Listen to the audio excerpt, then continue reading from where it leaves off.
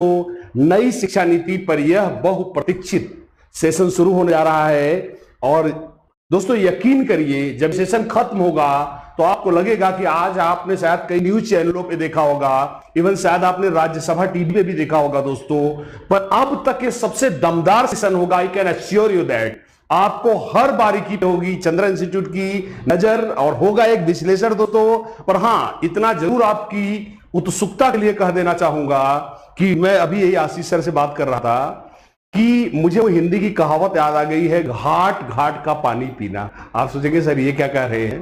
तो दोस्तों जिस कस्तूरी रंगन एंड हिज टीम वो the chairman of new education policy के फाइनल ड्राफ्ट की, दोस्तों उन्होंने बहुत रिसर्च किया है और दोस्तों एकदम पूरी शिक्षा व्यवस्था को रिवैम्प कर दिया है, पुनर्गठन कर दिया है।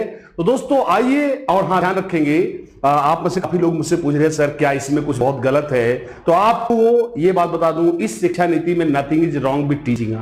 टीचर्स के लिए कुछ भी गलत नहीं है दोस्तों, कुछ सिस्टम है चेंज किए गए हैं। तो आइए दोस्तों, आपकी उत्सुकता को बिना रोके हुए मैं चाहूंगा, don't waste time in this bloody talking, बातचीत में फालतू समय नहीं गुजारेंगे। तो आइए दोस्तों शुरुआत करते हैं, क्या है इस शिक्षा नीति की प्रमुख बातें। दोस्तों जस्ट इस लेक्चर की शुरुआत करने के लिए ऑलरेडी आशीष सर आएंगे जो आपको एक नजर सारे पॉइंट्स दिखाएंगे दोस्तों, और उसके बाद मैं आऊंगा, मैं आपको दोस्तों डीप एक्सप्लेनेशन दूंगा, मैं आपको बहुत ही गंभीर व्याख्या दूंगा, क्या परिणाम होंगे, क्या क्या प्रभाव पड़ेगा। तो दोस्तों लेक्चर के लिए रुके रहेंगे and I am going to call Ashish sir को मैं बुलाना चाहूंगा एंड आशीष सर को मैं स्टूडियो में वेलकम करूंगा and sir is going to take from here guys. जहां से सर शुरुआत करेंगे, तो आशीष सर का स्वागत करते हुए दोस्तों मैं उनको बुलाना चाहूंगा सर। तो Ashish sir is going to lead here sir. I thank you sir. Chandra institute के यूट्यूब चैनल पर मैं आशीष सिंह आप सभी का स्वागत करता हूं दोस्त। और लगातार यहाँ पे कमेंट्स भी आ रहे थे नई शिक्षा नीति के, लगातार आपके मैसेज भी आ रहे हैं, लगातार आपके कॉल्स भी आ रहे थे।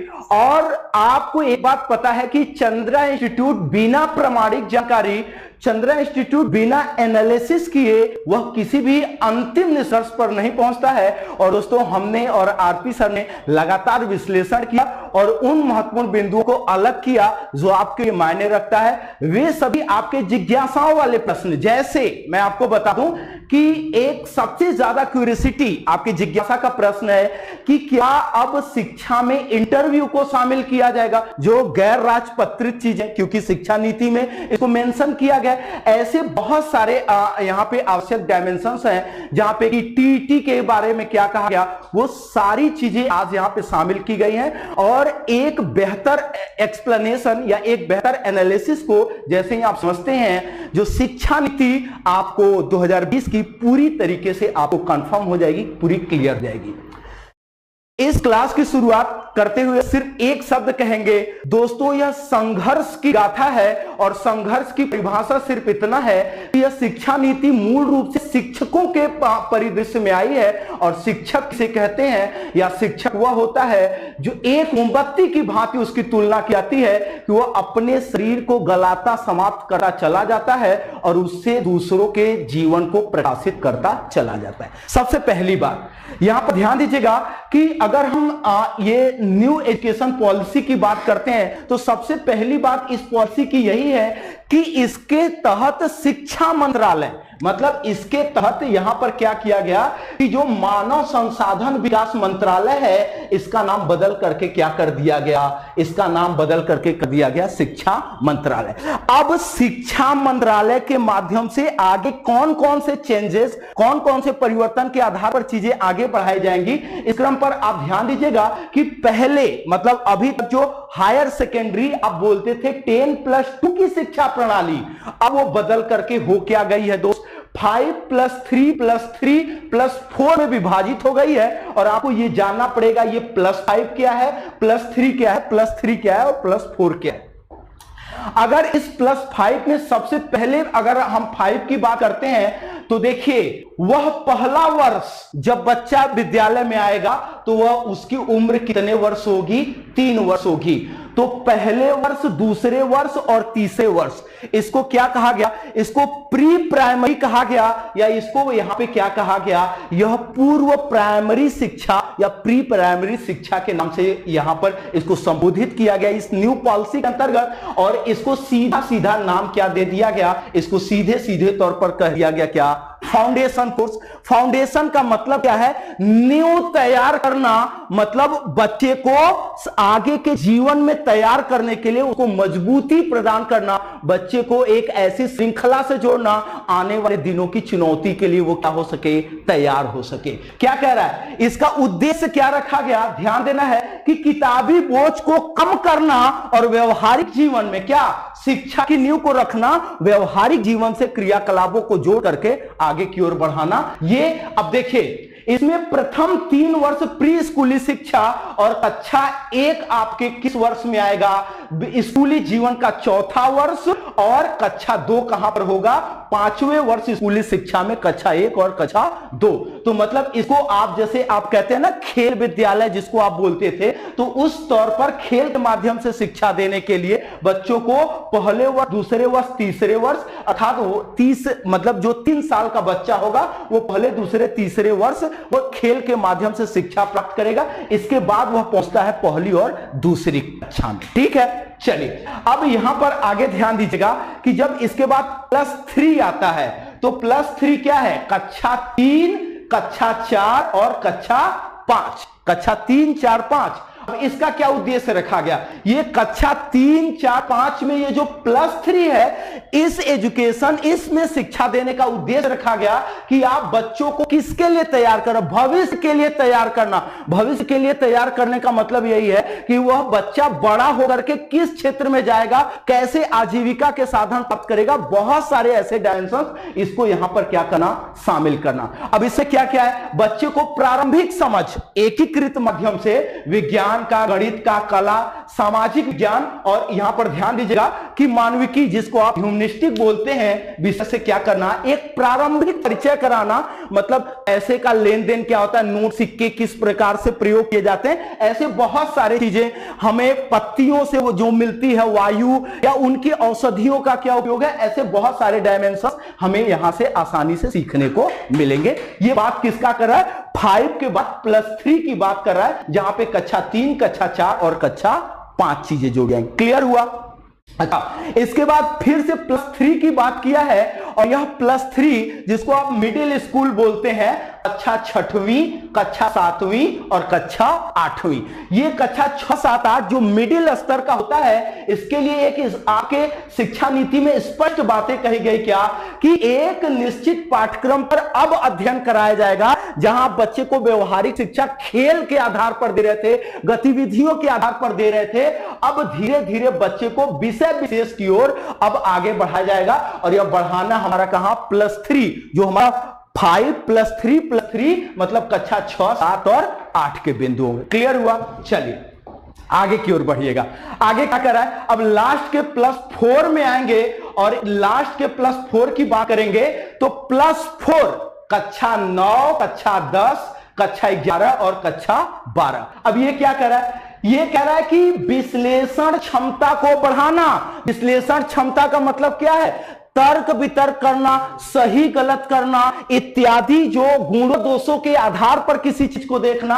अब इस आधार पर विषय वस्तु के प्रति समझ बढ़ाने और बड़े लक्ष्य को निर्धारित करने के लिए प्रेरित करना। बड़े लक्ष्य का मतलब क्या है, जीवन का वह गोल। अब धीरे धीरे उसको बच्चा इसी +4 स्टेज से ही प्राप्त करने लगेगा, तो लंबे समय तक अपने लक्ष्य को पाने के लिए जब वो प्रयास करेगा, तो वह बच्चा निश्चित तौर पर लास्ट में उन कठिनाइयों, वेलकम टू चंद्रा इंस्टीट्यूट, जो जीवन के लास्ट में यहां पर कैरियर की का चयन करके उनको चुनौतियों का सामना करना पड़ता है। और क्या कहा गया, संकाय व्यवस्था समाप्त, स्ट्रीम होता था ना, कला वर्ग, यहां पे वाणिज्य वर्ग, विज्ञान वर्ग, इसको समाप्त किया गया और अब नए पुल का निर्माण किया जाएगा। नए पुल का मतलब क्या है कि कला, जैसे आप ध्यान दीजिए, जैसे एक संकाय है कला, 8 वर्ग बोलते हैं, और एक वर्ग है विज्ञान। तो कला वर्ग का बच्चा विज्ञान वर्ग के किसी एक विषय में अगर वह रुचि रखता है तो पुल का मतलब है कि आयोग के द्वारा एक ऐसा यहां पर पुल तैयार किया जाएगा जिसमें कला के विषय के साथ शामिल होंगे क्या विज्ञान के भी, और वह इसके समायोजन या इसे समायोजन के आधार पर वो अपनी आगे की पढ़ाई को सुनिश्चित कर सकेगा, अपनी पढ़ाई को आगे की ओर वह लगातार बढ़ा सकेगा। क्लियर हुआ? चलिए, ये तो ठीक क्या, ये तो हम बात कर रहे थे आपसे कि जो 5+3+3+4 की बात जो की जा रही है, हमने मूल बातें हमने इसकी क्या। अब आगे देखिए क्या है, हम आगे बढ़ते हैं तो देखिए कुछ महत्वपूर्ण बिंदु हैं जो सीधे सीधे और सबसे ज्यादा चर्चा का जो विषय बना हुआ है कि 5वीं तक की शिक्षा उनकी मातृभाषा में या उनकी बोलचाल की भाषा में होगा। अब देखिए, वह सीबीएसई बोर्ड, वह आईसीएसई बोर्ड जो जिनके माता पिता तक को अंग्रेजी नहीं आती है, उनके बच्चों को स्कूल में एडमिशन नहीं ले रहे थे, उनके भ्रम को तोड़ते हुए इस नई शिक्षा की नीति में साफ कहा गया कि आप जहां पर, जैसे आप यूपी में पढ़ा रहे हैं तो यूपी में हिंदी, आप बिहार पढ़ा रहे हैं वहां का जो रीजनल लोकल लैंग्वेज है, वो बच्चे की जो मातृभाषा है या जो उस पास पड़ोस परिवेश में बोले जाने वाली भाषा है, उस भाषा में अब बच्चों को 5वीं तक की कक्षा के लिए शिक्षा प्रदान किया जाएगा। और अंग्रेजी क्या होगा, अब अंग्रेजी को जो अनिवार्य बोलचाली भाषा यहां पर मानते थे, अब अंग्रेजी में पढ़ाई की अनिवार्यता नहीं होगी कि आप पढ़ेंगे कक्षा 5 तक तो अंग्रेजी में ही, और अंग्रेजी नहीं आ रहा तो सीबीएसई आईसीएसई स्कूल में आपका एडमिशन नहीं होगा। इस भ्रम को दूर करते हुए उसने कहा अंग्रेजी अब एक विषय के रूप में पढ़ाया जाएगा। और बार बार यहां पे ये हो रहा था ना कि अंग्रेज चले गए, अंग्रेजी छोड़ गए, इस लाइन को यहां पे क्या कर रहा है, साफ साफ सेटिस्फाई कर रहा है। आगे की लाइनें क्या करें, कह रही कि 6वीं कक्षा से कंप्यूटर सीखने का मौका मिलेगा जिसमें विद्यार्थी कंप्यूटर कोडिंग भी सीख सकेंगे।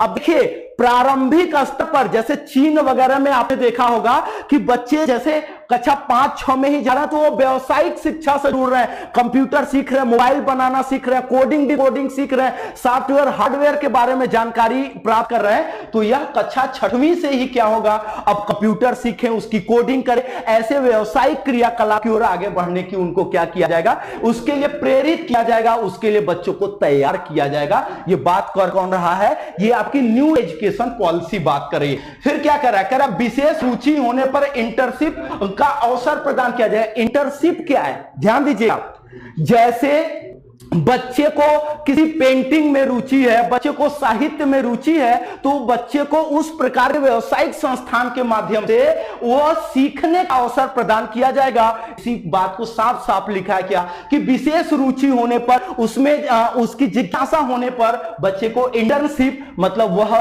करने, वह सीखने का पूरा पर्याप्त अवसर, वह पूरा पर्याप्त समय प्रदान किया जाएगा। क्लियर हुआ? चलिए आगे क्या कर रहा है, कह रहा 9वीं से 12वीं तक की परीक्षा सेमेस्टर प्रणाली द्वारा या मॉड्यूल आधारित होगा।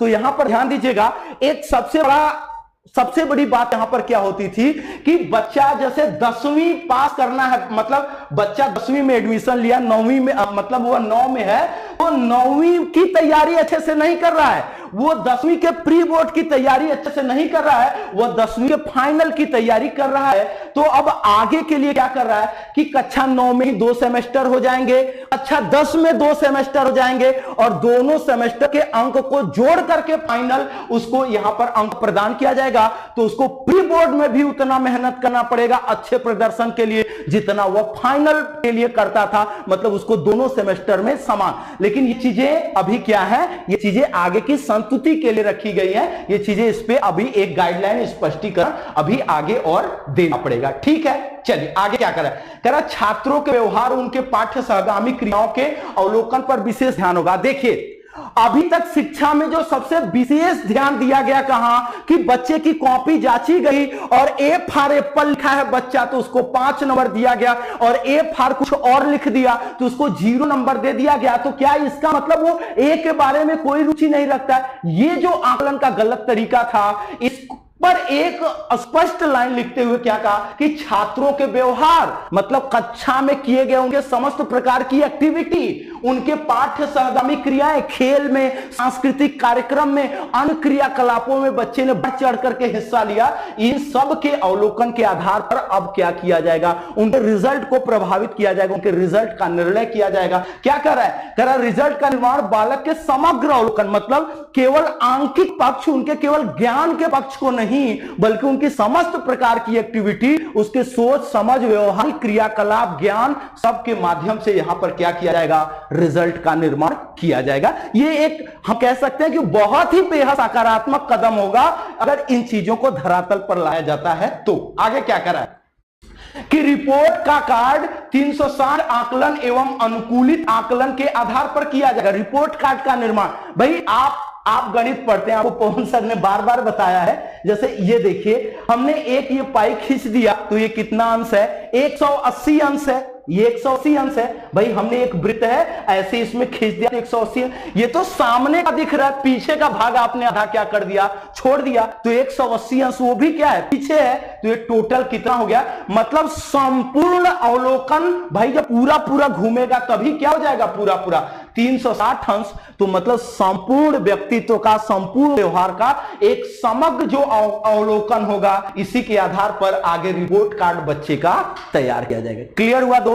चलिए आगे की ओर बढ़ते हैं। अच्छा आगे देखें तो देखिए क्या कर रहा, परीक्षा अपने पसंद की भाषा में। जैसे आपको क्या है, आप सीबीएसई की कक्षा में हैं और आप सीबीएसई की कक्षाओं में अगर उत्तर आप अंग्रेजी में नहीं लिखते हैं तो आपको काट करके लड़ुआ पकड़ा दिया जाए, मतलब कहते हैं जिसको सुनना।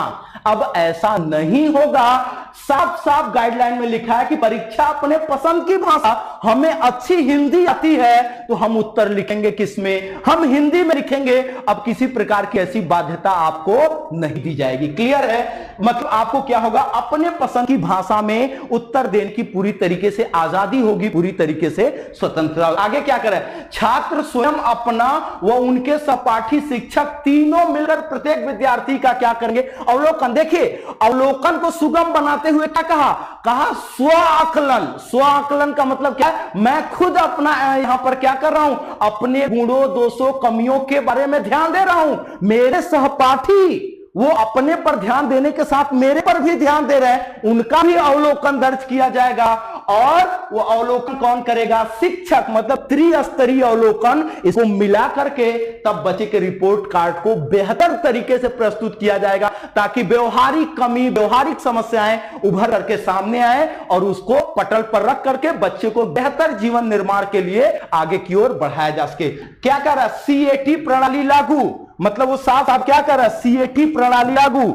अब देखिए सीएटी प्रणाली क्या है, ध्यान दीजिएगा, कह रहा कॉमन एप्टीट्यूड टेस्ट की बात कर रहा है। कॉमन एप्टीट्यूड टेस्ट ये क्या है, जैसे आप कक्षा 12वीं में ये निर्धारित है कि आप 50% अगर अंक ले आए और आपने 50% अंक नहीं ले आया, आप तो कहते हैं फेल हो गए या आपका अब आगे ग्रेजुएशन आप नहीं कर पाएंगे। तो कॉमन एप्टीट्यूड टेस्ट की यहां पर व्यवस्था की, ये क्या करेगा, ये आपको जितने अंक आपने यहां पे पाया, हमने माना आपने 45 पाया है, अब आपसे ये क्या करेगा, सीएटी करा लेगा, आपका कॉमन एप्टीट्यूड टेस्ट होगा और ये नंबर आपके इसी 45 में जोड़ करके अब आपके क्या किया जाएगा, आपके रिजल्ट को मतलब समग्रता को शामिल करके आपको आगे वाली कक्षाओं के लिए क्या कर दिया जाएगा, बढ़ा दिया जाएगा, आगे की कक्षाओं से जोड़ दिया जाएगा। तो सब मिलाकर के जो अंक देने लेने की प्रक्रिया है, अब उस पर धीरे धीरे आयोग क्या कर दिया, जैसे आरपी सर ने कहा ना कि उसने घाट घाट का पानी पिया है, उसने हर व्यवहारिक समस्या, हर व्यवहारिक कमी का पता लगाया और इसी के आधार पर सीएटी लगाया गया, मतलब कॉमन एप्टीट्यूड टेस्ट। अगर आप 12वीं में फेल हो जाते हैं तो आगे ग्रेजुएशन में आपको एडमिशन लेने में जो जटिलता होती थी, नहीं हम इसी सर्टिफिकेट पे लेंगे, अब ये कॉमन एप्टीट्यूड टेस्ट को जोड़ करके आगे की ओर आपको एडमिशन दिया जाएगा। क्लियर है? चलिए अच्छा, अभी तक तो बात यह हो रही थी कि आया क्या है और आपके मन के अब जिज्ञासाओं वाले प्रश्न आ गए कि कॉलेज स्तर पर अब क्या होगा। तो देखिए मल्टी एंट्री मल्टी एग्जिट की व्यवस्था लागू की गई है। मल्टी एंट्री और मल्टी एग्जिट क्या है, आप समझिए बात को। जैसे आप बीए कर रहे हैं, आप बीए कर रहे हैं और साथ में आपको कोई अन्य कोर्स की आपको मतलब करने की इच्छा है, जिज्ञासा है, आपने इसको शुरू किया, जैसे इसके प्रथम साल में आपने शुरू कर दिया लेकिन लगा कि ये इसके साथ मैं नहीं कर पा रहा हूं, आपने छोड़ दिया। आपने इसको छोड़ दिया तो आपने क्या किया कि मतलब मल्टी कोर्स से आपने एग्जिट कर दिया। ये आपका अब अभी तक क्या होता है कि ये वहीं पे क्या हो जाता है, खत्म हो जाता है। अब आपको इसे जब भी शुरू करेंगे तो कहां से शुरू करेंगे, शून्य से। लेकिन नहीं, ये आपका क्या होगा, ये जहां तक आप इसको पहुंचाए रहेंगे इतना आपका क्या हो जाएगा, यहां पर ध्यान दीजिएगा, ये आपके एकेडमिक क्रेडिट बैंक में जाकर के जुड़ जाएगा। और जब भविष्य में आप इसे शुरू करेंगे तो आप जैसे इसके 15% किए थे तो अब 16वें प्रतिशत से आप इसको आगे बढ़ाएंगे। इसके लिए क्या किया गया, एकेडमिक क्रेडिट बैंक जैसी डिजिटल लॉकर की व्यवस्था की गई। ये पूरी तरीके से बताया गया कि ये एजुकेशन प्रणाली को डिजिटल बना करके भविष्योन्मुखी किया जाएगा। भविष्य में आने वाली चुनौतियां, जो अभी आ रही चुनौतियां आगे आएंगी, उसके लिए अनुकूल बनाया जाएगा। ठीक है, अब देखिए ग्रेजुएशन वर्ष के आधार पर जो शैक्षिक उपलब्धि है, जैसे यहां पर अभी तक आप क्या था, जैसे हमने ये माना कि आप ग्रेजुएशन कर रहे हैं और ग्रेजुएशन नॉर्मली 3 साल का होता है। आप पहले 1 वर्ष पर ग्रेजुएशन छोड़ के 2 वर्ष पर ग्रेजुएशन छोड़ दिए तो आपके उस ग्रेजुएशन का कोई मतलब नहीं निकलता था। लेकिन अब ऐसा नहीं होगा, साफ कह रहा है कि ग्रेजुएशन में उपलब्धि प्रत्येक वर्ष के आधार पर दी जाएगी। जैसे अगर आपने ग्रेजुएशन को केवल 1 वर्ष किया तो हम कह देंगे कि आपने ग्रेजुएशन में कैसा कोर्स किया है, सर्टिफिकेट कोर्स किया है। अगर आपने 2 वर्ष ग्रेजुएशन को कंप्लीट कर लिया है तो इसका मतलब कि आपने क्या किया, ग्रेजुएशन में आपने डिप्लोमा किया है। और अगर 3 वर्ष आपने क्या कर लिया कि ग्रेजुएशन किया तो आपकी बैचलर डिग्री मानी जाएगी। और चौथे वर्ष के लिए ऑप्शनल रखा गया, जैसे एमफिल करना चाहते हैं, अन्य प्रकार के शोध करना चाहते हैं, तो अगर ये शोध के आधार पर चौथे वर्ष को पूरा करते हैं तो ये डिग्री के साथ आपका और कौन सा जुड़ जाएगा, रिसर्च कोर्स जुड़ जाएगा। ये एक बेसिक और कह सकते हैं ये अब तक का सबसे इंपॉर्टेंट टास्क जुड़ा है ऐसे लोगों के लिए जो व्यवसाय या आर्थिक यहां पर कह सकते हैं कि जो उनको सहायता नहीं मिल पाती या आर्थिक उपलब्धता न होने के कारण 1 साल बीए किया, छोड़ के मुंबई दिल्ली चले गए। अब उनका 1 साल का वह किया गया कोर्स भी उनके जीवन में होगा उपयोगी। इस बात को आपको ध्यान देना है। क्लियर हुआ? चलिए आगे की ओर बढ़ते हैं। तो अब आगे की ओर ध्यान देंगे। चलिए ठीक है, यहां तक हुआ। अब आगे ध्यान दें, उच्च शिक्षण संस्थानों में मानविकी, कला, संस्कृति। देखिए क्या कहा गया, एक सबसे विशेष बात यहां पर फोकस किया गया कि प्रत्येक स्तर के शिक्षा में जोर दिया जाएगा, किस पर, संस्कृत पर जोर दिया जाएगा। क्यों? क्योंकि संस्कृत हमारा वह एक ऐसा विषय है जो अन्य प्रकार के विषयों को क्या किया, इसने आगे की ओर बढ़ा, उसमें बहुत ज्यादा मदद किया। तो एक प्रारंभिक बेसिक समझ आपको संस्कृत की, इसके साथ मानविकी के विषय जैसे इतिहास, भूगोल, नागरिक शास्त्र, अर्थशास्त्र, इनका भी एक प्रारंभिक समझ। आप चाहे विज्ञान से आईआईटी कर रहे हो फिर भी मानविकी और कला के विषय से जोड़ा जाएगा। क्यों? क्योंकि यह जीवन जीने की प्रारंभिक दशा, प्रारंभिक कला से आपको क्या करते हैं, जोड़ते हैं। भाई एक आईआईटी किया हुआ बंदा वो यहां पे आपके केंद्रीकृत बैंक का वो क्या कर रहा है, हैक कर दे रहा है। क्यों? क्योंकि उसके अंदर कमी है किसकी, मानवता की, और कहीं ना कहीं वो वंचित है किससे, इसी मानविकी और कला से। तो आप शिक्षा को, जीवन को व्यवहारिक बनाने का, मानवता उसमें शामिल करने का हर स्तर पर प्रयास किया गया। आगे क्या कर रहा है, स्कूल कॉलेज निर्धारित फीस से ज्यादा आप नहीं वसूल सकेंगे, इसके लिए सख्त कदम उठाए जाएंगे। और आज बढ़ते हुए यहां पे शैक्षिक समस्या का सबसे बड़ा कारण क्या है कि यहां पर क्या, मनमाना फीस होना, मनमाना फीस का वसूलीकरण करना। सामान्य तबके के लोग, निम्न तबके के लोग, जिसको आप मध्यम वर्गीय कहते हैं, निम्न वर्गीय कहते हैं, वो सबसे ज्यादा समस्याओं का क्या करते हैं, सामना करते हैं। तो साफ साफ करा है कि अब जो सरकारी फीस निर्धारित किया जाएगा, प्राइवेट कॉलेज, एडेड कॉलेज, चाहे जिस प्रकार के कॉलेज हो, वह वही निर्धारित फीस वसूलेंगे जो सरकार के द्वारा लगाया जाएगा। अब उनका कोई भी मनमानी कार्यक्रम इस प्रकार नहीं चल पाएगा। क्लियर हुआ? आगे क्या कर रहा है, ECCEZ यहां पे प्रणाली लागू की वो बात कर रहा है। तो इस क्रम पर यहां पर ध्यान दीजिएगा, वो कर रहा early childhood care and education की बात कर रहा है। ये देखिए आपके लिए सबसे इंपॉर्टेंट बात का क्या कर रहा है, वो कर रहा है कि early childhood care and education की बात कर रहा है। मतलब बच्चे के बचपनावस्था में उनका अच्छा देखभाल हो और उनके बचपनावस्था में उनकी एक अच्छी नींव पड़े, इसकी प्रणाली लागू करने का मतलब क्या है कि गुणवत्ता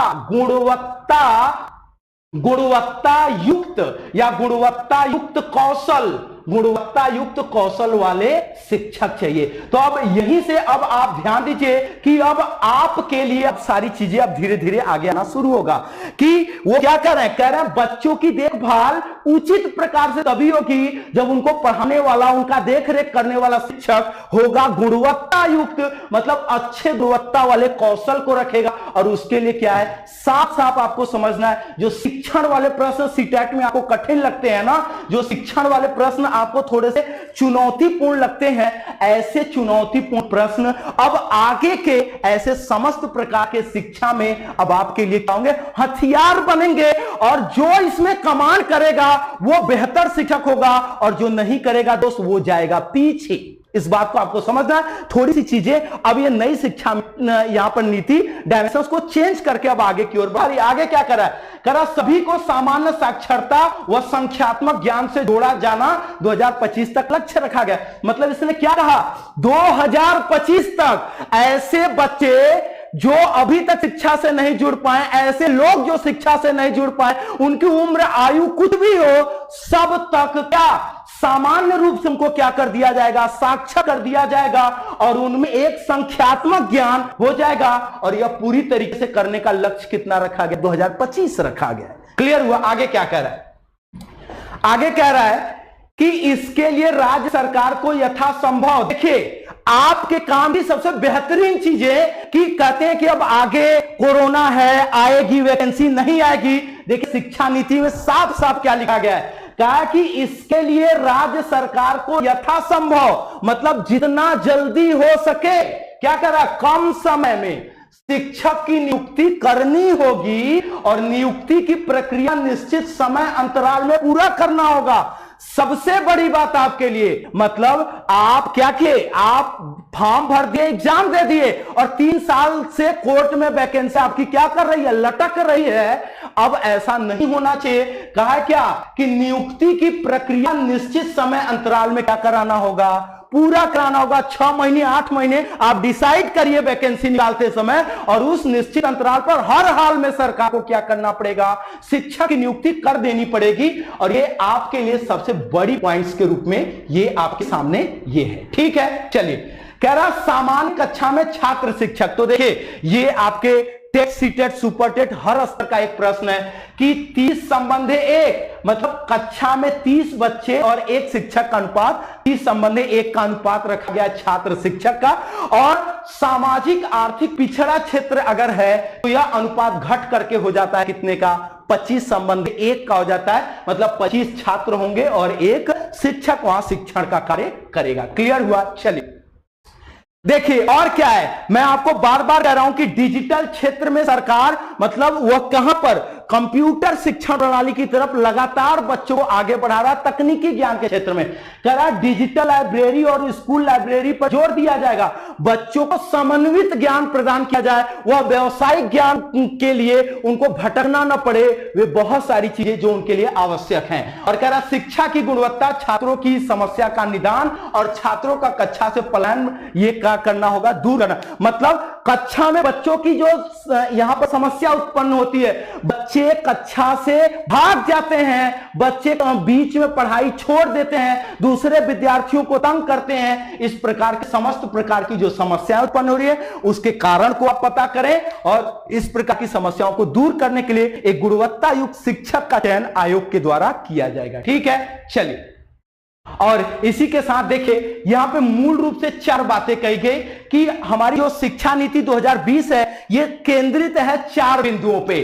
समग्रता, मतलब बच्चे के आकलन में किसी एक पक्ष को न ध्यान देते हुए बल्कि उसके समग्र भाग का किया जाए क्या, आकलन, बच्चे के व्यवहार के बारे में जानकारी इकट्ठा किया जाए तो उसके समग्र भाग का एकीकृत, मतलब पास पड़ोस पड़ोस उसके समग्र परिवेश का की जानकारी, उसको अलग अलग तरीके से नहीं, एक दूसरे से किस प्रकार जुड़े हैं जोड़ करके पढ़ाया जाएगा। और रुचिपूर्ण मतलब उनके क्या, उनकी मानसिक क्षमता, उनके पूर्व ज्ञान से जोड़ करके पढ़ाया जाएगा। और यह पढ़ाने की जो क्रिया प्रणाली होगी वह क्रियाशील होगा। या आप बच्चे को पढ़ाएंगे कैसे, आप बच्चे को पढ़ाएंगे गतिविधि आधारित पढ़ाएंगे। क्लियर हुआ? मतलब हमें क्या बताया, खेल खेल में सिखाना, मॉन्टेसरी विधि क्या कह रहा है, खेल खेल में सिखाना। अब इस चीजों को व्यवहारिक किया जाएगा, इसका समय समय पे अधिकारी आकर के एनालिसिस भी करेंगे और इसको मूर्त रूप प्रदान किया जाएगा कक्षाओं में। आगे क्या कर रहा है, कह रहा आलोचनात्मक चिंतन विकसित करने के लिए पाठ्यक्रम के भार को कम करना। भाई आप क्या किए, बच्चे को जैसे आपने पर्यावरण ही ले लीजिए। अब पर्यावरण की अगर हम बात कर रहे हैं तो पर्यावरण में 15 चैप्टर दे दिए हैं, तो बच्चा 15 चैप्टर से प्रश्न आएगा, इसके लिए वो दबाव के रूप में 15 चैप्टर को पढ़ने का प्रयास करता है। लेकिन चैप्टर 5 रख दीजिए और अगर आप अच्छे से पढ़ाइए तो बच्चा इस 5 के बारे में ज्यादा तर्क कर पाएगा, ज्यादा सोच विचार कर पाएगा, ज्यादा इनके गुणों दोषों के बारे में पता कर पाएगा। सेम बातें लिखी है कि आलोचनात्मक चिंतन, गुणों दोषों इत्यादि के लिए क्या करना है, पाठ्यक्रम के भार को कम करना है। और सबसे महत्वपूर्ण लाइन कि त्रिभाषा ज्ञान पर जोर देने की बात करता है कौन, जोर देने की बात करता है शिक्षा नीति 2020। क्लियर हुआ? ये एक इंपॉर्टेंट लाइन है। और एक सबसे केंद्रीय स्तर पर, चाहे आप सीटेट की तैयारी कर रहे हैं, चाहे सुपर टेट की तैयारी कर रहे हैं, चाहे आप टेट की तैयारी कर रहे हैं, केबीएस पीआरटी कुछ भी तैयारी कर रहे हैं, एक इंपॉर्टेंट बात, न्यू शिक्षा नीति ने एनसीएफ 2020 के एनसीएफ 2020 की संस्तुति, इसके रिसर्च शोध और नए कैरिकुलम की इसने क्या किया है कि अनुशंसा किया है। इसको करने के लिए इसने क्या किया है, इसका जिक्र किया गया है। मतलब अब एनसीएफ मतलब एनसीईआरटी के द्वारा एनसीएफ 2020 पर एक नए फ्रेमवर्क पर कार्य किया जाएगा। ये आपके लिए एक बेहतरीन और बेहद महत्वपूर्ण लाइनें होंगी। चलिए और आगे की ओर बढ़ेंगे तो देखिए क्या कह रहा है, आकलन के लिए 2 प्रकार का सर्वे होगा। आकलन मतलब बच्चों का आकलन 2 प्रकार से होगा। एक क्या होगा, स्टेट अचीवमेंट सर्वे, SAS मतलब राज्य के द्वारा बच्चे का समग्र अवलोकन किया जाएगा। और उसी बच्चे का अवलोकन और कौन करेगा, नेशनल अचीवमेंट सर्वे होगा, मतलब राष्ट्रीय स्तर पर किया जाएगा और दोनों के आधार पर समग्र बच्चे का आकलन किया जाएगा। ये तो बातें अभी तक हम कर रहे थे किसके, शिक्षा नीति में, जिनके लिए आया है। अब वह शिक्षा नीति जिसको अपना करके आप शिक्षक बनेंगे, कह क्या रहा है कि अध्यापक कौन बनेगा। एक लाइन एकदम बिल्कुल स्पष्ट हमने शिक्षा नीति की लाइन लिया है, आपको गंभीरता से लेना होगा। कह रहा ओनली द बेस्ट, ध्यान से सुनिए, only the best and the brightest will be teachers. मतलब जो एक अच्छा लर्नर होगा, जो एक अच्छा चिंतक होगा, जो एक अच्छा नवाचार का विश्लेषक होगा, वही बीकॉम में क्या होगा, सबसे अच्छा अध्ययन करता ही क्या बनेगा, एक अच्छा शिक्षक बनेगा। और आगे ऐसी चुनौतीपूर्ण शिक्षक के लिए शिक्षक का कार्य उसी को दायित्व सौंपा जाएगा। क्लियर हुआ? चलिए और आगे आएंगे तो देखिए आपके टेट में 4 बदलाव होंगे जिसका जिक्र साफ साफ शिक्षा नीति में किया गया है। और आप में से बहुत सारे, अब देखिए यहां टेट का मतलब कि देखिए टेट के आगे ना तो मैंने सी शब्द का प्रयोग किया है और ना तो यूपी का किया है। इसका मतलब ये लागू होता है कहां, पूरे भारत में, चाहे राज्य स्तर पर हो चाहे वो सेंट्रल स्तर पर हो। टीटी के प्रश्न पत्र का स्तर बढ़ जाएगा, मतलब वो पहले से ज्यादा गुणवत्ता को परखा जाएगा, ज्यादा शिक्षक के अंदर की चुनौतियों को बाहर निकालने का प्रयास किया जाएगा। इसके लिए टेट के प्रश्न पत्र के स्तर को क्या किया जाएगा, बढ़ा दिया जाएगा। अब उसमें क्या होगा, प्रश्न थोड़े विश्लेषक होंगे, चिंतन स्तर के होंगे, इन चीजों को शामिल किया जाएगा। ये आपको गंभीरता से लेने की का विषय है। आगे क्या करें, दायरा बढ़ाकर 12वीं तक के लिए शिक्षा को जोड़ा जाएगा। ये क्या कह रहा है, अभी तक टीटी प्राइमरी और मिडिल का देते हैं, अब आपको अगर 12 तक के लिए शिक्षक बनना है तो ये शिक्षा नीति के आधार पर अब 12 तक के लिए आगे टेट होने जा रहा है। कान खोल के सुनिए, अभी तक 1 से 5 और 6 से 8 के लिए आप टेट देते थे, अब वो करा 12वीं तक शिक्षक बनने के लिए आपको क्वालिफाई करना पड़ेगा क्या? टीटी। आपको इस बात को ध्यान देना है। चलिए आगे की ओर बढ़ते हैं और देखिए, मैंने कहा था महत्वपूर्ण बातें, तो देखिए क्या कर रहा है, कह रहा पढ़ाने के लिए प्रेरणा और रुचि के परीक्षण हेतु वास्तविक कक्षा में डेमो शिक्षण साक्षात्कार लिया जाएगा और क्या प्राइवेट विद्यालय में पढ़ाने के लिए टेट अनिवार्य होगा। तो पहले 4 ले लीजिए, मतलब अब मत ये समझिए कि हम प्राइवेट बन रहे हैं कि सरकारी बन रहे हैं। टीचर ही बनने के लिए क्या चाहिए? टीटी चाहिए आपको। अब ये अपने दिमाग से निकाल दीजिए कि आप सरकारी टीचर बनने जा रहे हैं या प्राइवेट बनने जा रहे हैं। अब सबसे लास्ट और सबसे महत्वपूर्ण बातें, जो आपके कंफ्यूजन का सबसे मूल बिंदु है कि साक्षात्कार।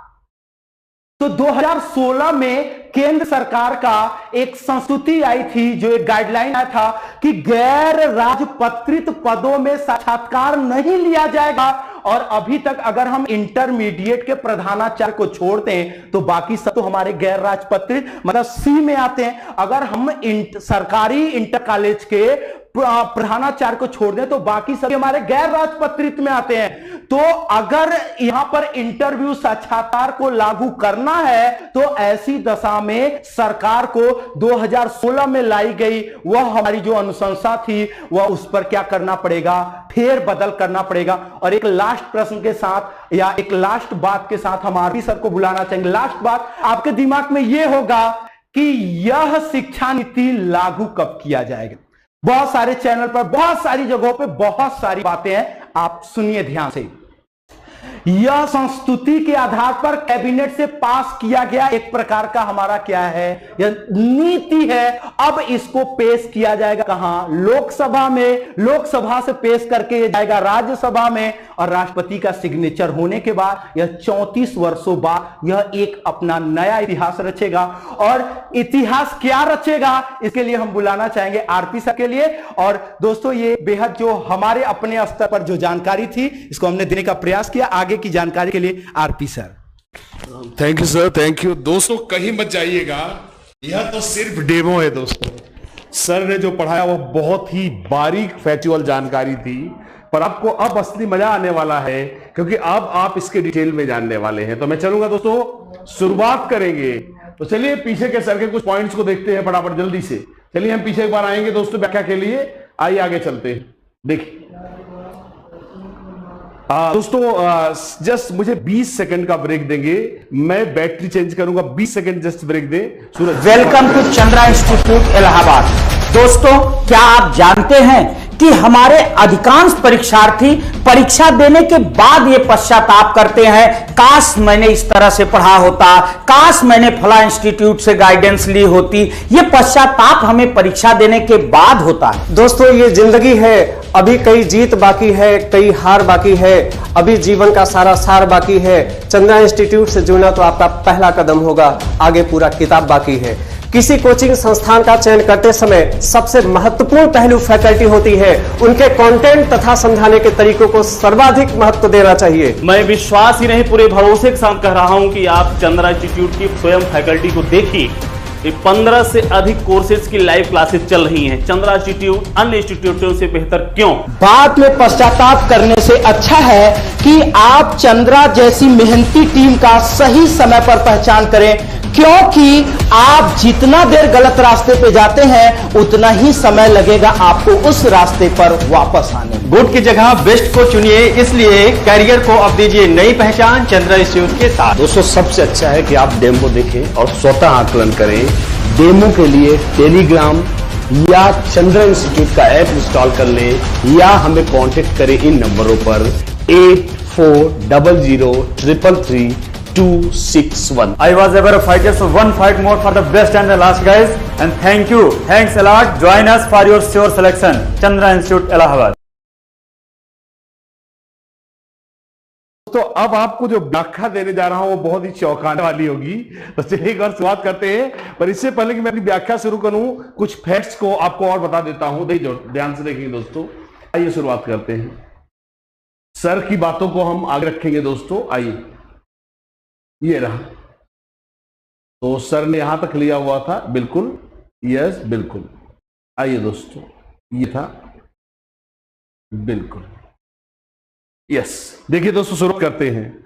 जैसे आपने देखा होगा, आर्थिक क्षेत्र आपने सुना होगा, विशिष्ट आर्थिक क्षेत्र जो SEZ होते हैं, वैसे ही वो क्षेत्र जहां पर शिक्षा व्यवस्था बहुत लचीली है, जहां पे साक्षरता कम है, जहां पे लोग सही से पढ़ लिख नहीं पा रहे हैं, उनके लिए दोस्तों स्पेशल एजुकेशन जोन, विशेष शिक्षा क्षेत्र बनाए जाएंगे दोस्तों। यह रहा इसकी जानकारी। मतलब जैसे ट्राइबल एरियाज हो गए, या वो एरियाज जैसे आपको पहाड़ी क्षेत्र हो गए, या जनजातीय एरियाज हो गई, या जहां पे अनुसूचित जनजातियां बहुत ज्यादा हैं, जहां पर स्कूल नहीं है, जहां पे कॉलेज नहीं है, ऐसी जगहों पर स्पेशल इकोनॉमिक जोन बनाए जाएंगे। आइए दोस्तों, लिंग समावेशन, यहां एक पॉइंट छूट गया है तो मैं आपको थोड़ा सा लिख देना चाहूंगा। लिंग समावेशन, देखिए यहां पे है, समावेशन होना चाहिए, लिंग समावेशन। यह शिक्षा नीति क्या कहती है कि इतना प्रयास करने के बावजूद भी अभी भी शिक्षा में लिंगात्मक अंतर बहुत डेंजरस है। लड़की लड़के के इस अंतराल को पाटने के लिए लड़कियों की शिक्षा के लिए विशेष फंड बनाए जाएंगे,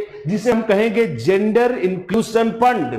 और इसमें दोस्तों क्या होगा कि आपका जो जैसे जवाहर विद्यालय योजना दोस्तों होती है, नवोदय विद्यालय योजना होती है, उसी आधार पर जैसे आपने सुना होगा केंद्रीय कस्तूरबा गांधी बालिका विद्यालय जो योजना होती है, उसको 12वीं कक्षा तक लागू किया जाएगा। जैसा आपने देखा हो दोस्तों, यह 6 to 8 तक होती है, इसे उठाकर कहां लागू करेंगे, इसे 12वीं तक लागू करेंगे। और आगे देखेंगे दोस्तों, शिक्षा, देखिए दोस्तों 1986 1992 में जो चीजें कही गई थी वह जारी रखा गया है। शिक्षा पर GDP का 6% जो व्यय है, इसको यथावत रखा गया है कि इतना व्यय किया ही जाएगा। दोस्तों अभी जस्ट फैक्ट ले रहा हूं, आगे चलेंगे दोस्तों। ये देखिए, जैसे दोस्तों हमारे यहां आपने देखा होगा UGC है, बहुत अभी आपको बहुत दमदार पॉइंट्स आएंगे। जैसे दोस्तों आपने देखा होगा हमारे यहां नेट है, JRF है, इस तरह की बकवास प्रणाली को फुल्ली रिमूव कर दिया जाएगा। एक ही फाउंडेशन बनेगा PhD करने का, रिसर्च का, जिसका नाम होगा नेशनल रिसर्च फाउंडेशन।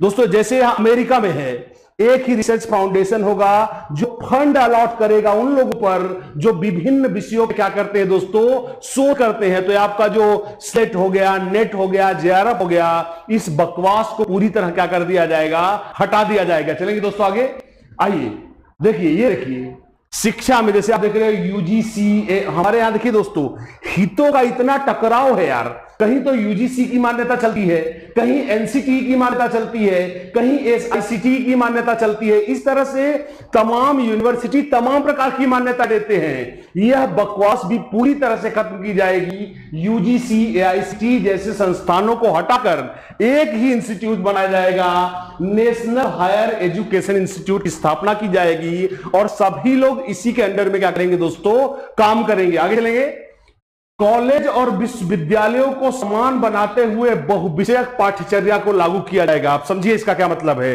मैंने बोला व्याख्या शुरू होगी।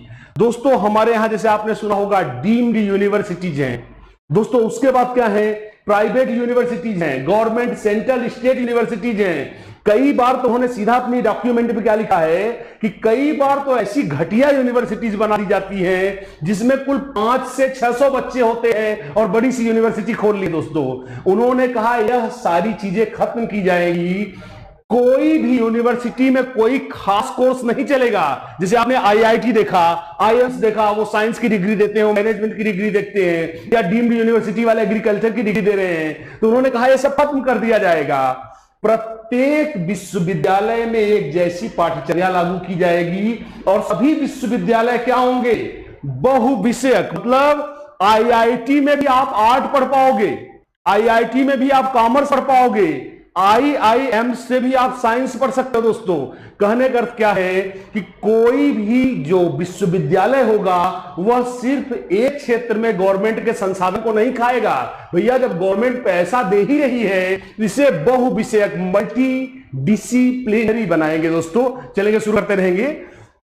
ये देखिए अब आपको दोस्तों एक बहुत मजेदार, आपको अब जितने भी पॉइंट मिलेंगे दोस्तों, कुछ पॉइंट मैं लिख नहीं पाया हूं तो मैं आपको पढ़ के बताऊंगा। अभी सारी व्याख्या बाकी है, कहीं मत जाइएगा, अगले आधे घंटे तक मेरे साथ लगे रहिएगा। दोस्तों अगला मिड डे मील को, माफ करेंगे यहां मील को मिल हो गया है, तो मिड डे मील या जो मध्याह्न भोजन योजना होती है, मिड डे मील को पूर्व प्राथमिक शिक्षा जो ECCE चलाई गई है, जिसे हम प्रारंभिक बाल देख रेख या शिक्षा बोलते हैं, तो मिड डे मील को पूर्व प्राथमिक शिक्षा बोले तो 3 से 6 पर भी लागू किया जाएगा। और ऐसा करने के लिए दोस्तों RT में बदलाव लाया जाएगा। और बदलाव ला कैसे, जो आपका अभी 6 to 8 तक है दोस्तों, उसको उठा करके हम कहां तक ले जाएंगे, इसे हम 3 से 6 की पूर्व प्राथमिक शिक्षा पे भी ले जाएगा। ये देखिए आगे RT अब 6 से 18 वर्ष लागू होगा। जो अभी आपने देखा शिक्षा का अधिकार अधिनियम जो आपने सुना था, अब वह जो 6 से 14 था, अब इसमें 12वीं तक के विद्यार्थी आएंगे और यह 6 से 18 वर्ष तक लागू होगा। आइए दोस्तों देखते हैं। और हां, ध्यान से, ये बात मैं भूल गया, अब दोस्तों मिड डे मील में दोपहर के भोजन के अलावा सुबह दमदार भारी भरकम नाश्ता भी दिया जाएगा। यह एक और बदलाव किया गया है किसमें, मिड डे मील में दोस्तों। तो चलिए आगे चलते हैं, फिर सुनेंगे। मिड डे मील को पूर्व प्राथमिक शिक्षा पर भी लागू करने के लिए RT में बदलाव किया जाएगा तथा इसके साथ नाश्ता भी, मॉर्निंग में हल्का सा ब्रेकफास्ट भी देंगे दोस्तों। आइए आगे। सतत विकास, देखिए दोस्तों अब आ रहे हैं हम कुछ बहुत बारीक पॉइंट्स पर, यहां से व्याख्या शुरू होगी। सतत विकास का जो लक्ष्य लिया गया है, UNO द्वारा यह लक्ष्य लिया गया है दोस्तों, इसे हम सस्टेनेबल डेवलपमेंट ग्रोथ गोल 4 कहते हैं। सतत विकास लक्ष्य SDG 4 को देखते हुए 2030 तक जीवन से जोड़कर सीखना सुनिश्चित करने के लिए समानता पर आधारित, गुणवत्तापूर्ण आधारित शिक्षा की जरूरत होगी। यह पहली लाइन है आपके एजुकेशन पॉलिसी की। अब मैं इसको रिवर्स ऑर्डर में ले रहा हूं, हम आशीष सर के पॉइंट पे एक बार फिर जाएंगे, पर अब मैं उल्टे क्रम में ले रहा हूं। हम आ गए एकदम पहले पेज पर, किसके, नेशनल एजुकेशन पॉलिसी के। आइए दोस्तों आगे चलते हैं। देखिए आने वाले समय में, कितनी बढ़िया पॉइंट है, देखिए आने वाले समय में अकुशल श्रम को मशीनें हटा देंगी। ऐसे में कुशल श्रम, जिसे गणित, कंप्यूटर, देखिए बहुत दमदार पॉइंट है, जिसे गणित, कंप्यूटर, डेटा विज्ञान एवं बहुविषयक क्षमता वाले लोगों की क्या होगी, मांग होगी। मतलब कहने का दोस्तों, वो जाते थे, नहीं साहब हमें कोई भी काम दे दो, सब हम तो नहीं रखते ना साहब, हम तो वो सब नहीं चलेगा दोस्तों, आपको स्किल्ड लेबर चाहिए। इसके लिए आपको मशीन का यूज करना। देखिए दोस्तों, आंकड़ों के विज्ञान को सीधा सा क्या बोल दिया है, डेटा साइंस बोल दिया है। उठा के देखिए। आइए दोस्तों देखते हैं। केवल सीखना जरूरी नहीं है, एकदम शुरुआती लाइन ले रहा हूं, यह जानना भी जरूरी है कि कैसे सीखें। शिक्षा में सामग्री का बोझ कम किया जाएगा। रचनात्मक सोच, समस्या समाधान, नवाचार, अनुकूलन एवं प्रयोगवाद पर जोर दिया जाएगा। आप देख सकते हैं दोस्तों, एवं प्रयोगवाद पर जोर दिया जाएगा। आइए, शिक्षा में खेल गतिविधियां, स्वास्थ्य, भाषा, साहित्य, संस्कृति एवं मूल्य तथा गणित एवं विज्ञान पर भी क्या किया जाएगा, जोर दिया जाएगा। दोस्तों आगे चलेंगे। शिक्षक एवं शिक्षक, देखिए दोस्तों अब यहां पे मैं आपको कुछ बहुत इंपॉर्टेंट पॉइंट बताऊंगा, जहां पे आशीष सर थे, ध्यान सुनिए।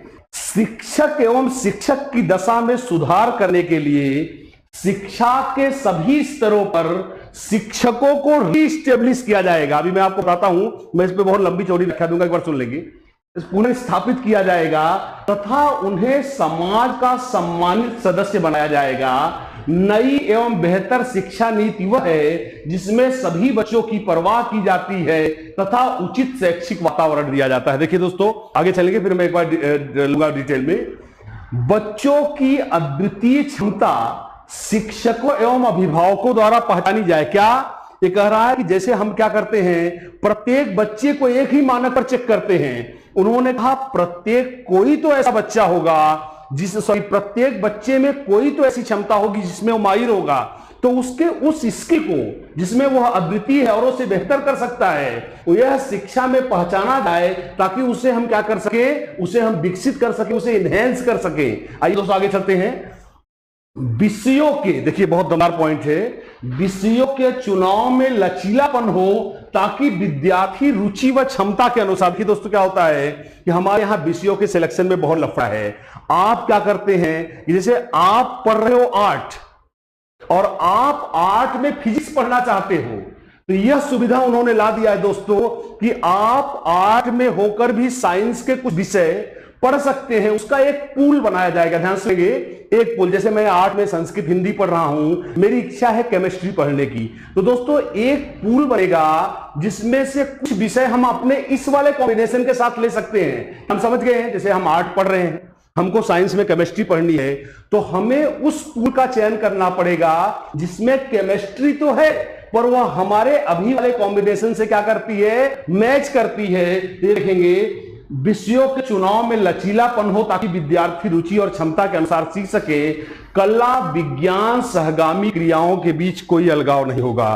दोस्तों मैंने अभी साफ साफ जैसे हमारे यहां क्या होता है, मैंने आर्ट लिया है, मैंने कॉमर्स लिया है, मैंने साइंस लिया है, उन्होंने कहा इस तरह का कोई भी हार्ड और फास्ट डिवीजन नहीं होगा। दूसरी बात क्या है, पाठ संगामी क्रियाएं, जैसे हमारे यहां क्या है भैया, अरे खेलोगे कूदोगे खराब बन जाओगे, उन्होंने कहा खेलना कूदना भी शिक्षा का अभिन्न अंग है। तो आप आर्ट साइंस के साथ साथ आप स्पोर्ट, संगीत, मनोरंजन, म्यूजिक आदि को भी क्या कर सकते हैं, विषयों के रूप में क्या कर सकते हैं, चयनित कर सकते हैं। आइए दोस्तों आगे चलते हैं। यस, ये देखिए दोस्तों, बहुभाषिकता। अब आपको सीधा सीधा यहां पे मैं बहुत बढ़िया से समझने वाला हूं। बहुभाषिकता एवं भाषा की शक्ति का उपयोग किया जाए। क्या प्रत्येक बच्चे को उसकी मातृभाषा में पढ़ाया जाए। बहुभाषिकता जो समाज में है उसे प्राथमिक शिक्षा का माध्यम बनाया जाए और प्रत्येक बच्चे को सुविधा दी जाए कि वह अपने लोकल लैंग्वेज में क्या कर सके, सीख सके। दूसरा, प्रयोग किया जाए तथा रचनात्मक आकलन को, उन्होंने कहा जो हमारे यहां सत्र के अंत में बहुत विरोध किया गया है, जैसे एनसीएफ 2005 में किया गया है, उन्होंने कहा जो हमारे यहां सत्र के अंत में असेसमेंट होता है यह बहुत ही घटिया है। इसके बजाय सतत आकलन और रचनात्मक आकलन, जहां बच्चे को सुधार के लिए फीडबैक दिया जाए, ऐसे आकलन को बढ़ावा दिया जाए। तो दोस्तों एक बहुत बड़ा बात उसने कही है जो आपको यहां दिख रही होगी, क्या शिक्षा एक जन सेवा है न कि लाभ का पद है। क्या उन्होंने सीधा सीधा बोला है, education is a public service, it's not a post for earning money.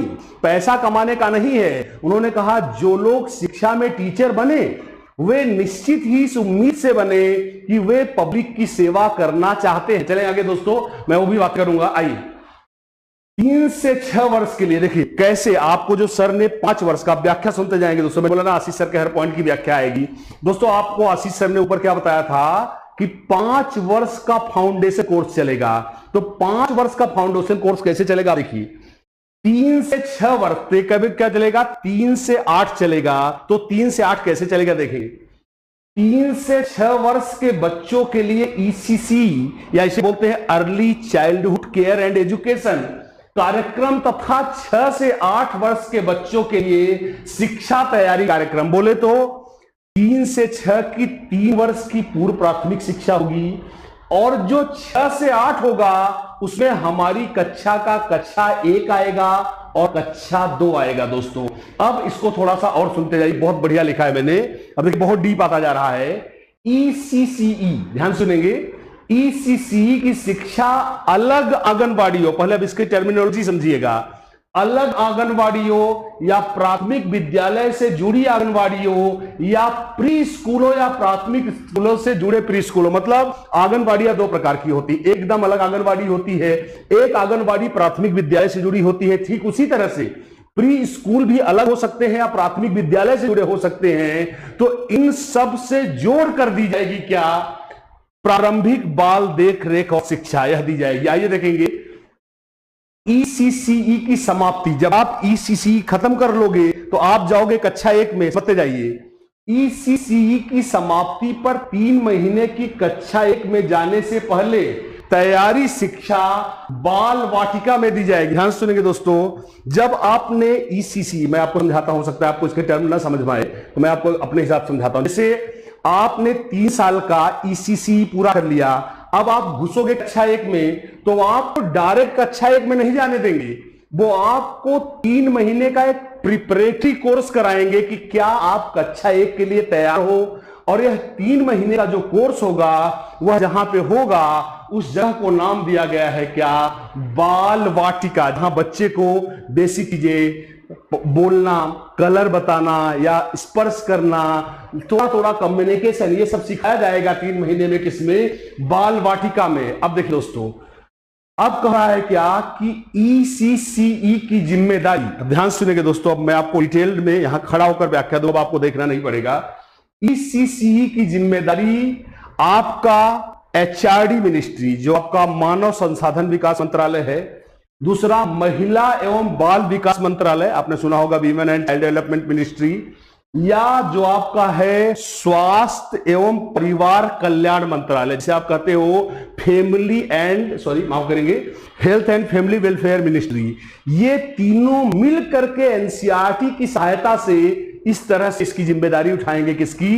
प्रारंभिक बाल देख और शिक्षा की। मतलब दोस्तों, यद्यपि इसका पाठ्यक्रम, अब ध्यान सुनेंगे दोस्तों कैसे होगा। अब मेरी कुछ बातों को आप सुनेंगे, मैं कुछ बातें आपको सीधा सीधा बताऊंगा, अब सुनेंगे सिर्फ।